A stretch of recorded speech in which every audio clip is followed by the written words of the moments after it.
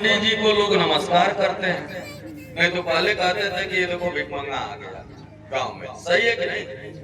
लेकिन आज वही पंडित जी आ जाते हैं तो लोग नमस्कार कर रहे हैं। क्यों नमस्कार कर रहे हैं? जब तक उनके पास ज्ञान नहीं था तब तक वो भीख मांगते थे, आज ज्ञान हो गया तो सम्मान पा रहे हैं। उसी प्रकार से गांव के दक्षिण बसाए जाने वाले दलित भाइयों के पास जब तक ज्ञान नहीं था तब तक वो सुअर चरा रहे थे, गोबर का दाना खाते थे, लैट्रिन साफ करते थे।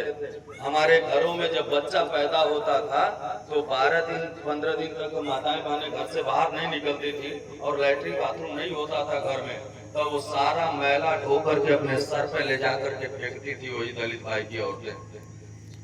उस दलदल में जीवन जीने जब तक ज्ञान नहीं था तब तक वो गंगा उठाते थे, और जैसा ज्ञान हो गया आज वो महल में है, आज उन्हें कोई रे नहीं बोल सकता, सही है कि नहीं? आज यादव भाई कभी भैंस चराते थे, आज ज्ञान हो गया तो सिपाही और दरोगा बन गए। हम लोग आज भी अज्ञानता वाला जीवन जी रहे हैं। हमारा हिस्से का सोना दूसरे लोग ट्रक में भर भर के लेके जा रहे हैं, नदी के किनारे हम बसे हुए हैं और हम लात खा रहे हैं। वो माल खा रहे हैं, हम लात खा रहे हैं, क्योंकि वो ज्ञान है उनके पास इसलिए सम्मान है, हमारे पास ज्ञान नहीं है इसलिए अपमान है, सही है कि नहीं? तो आज वह ज्ञान रूपी हथियार लेने के लिए तैयार है कि नहीं तैयार है? ऐसे बकरी की तरह हाथ उठाता है, नहीं बात तैयार है कि नहीं तैयार है? जो पीछे रहे वो उठा हमारे चारों तरफ दिखेगा। वो ज्ञान रूपी हथियार लेने के लिए तैयार है कि नहीं तैयार है? तो एक बार तेज आवाज में बोलिए जय निषाद राज। इतिहास कहता है कि हमारे पुरखे कभी राजा थे। यहाँ अब डॉक्टर साहब अब सुन लो, बहुत जरूरी है, और आप इधर सामने बैठो क्योंकि मास्टर के बगल में बैठ के कोई पढ़ नहीं सकता। मैं नेता नहीं हूँ, मंत्री भले हूँ, मंत्री सरकार ने बना रखा है, हम नेता नहीं है, हम टीचर हैं, ज्ञान देने के लिए आए हैं।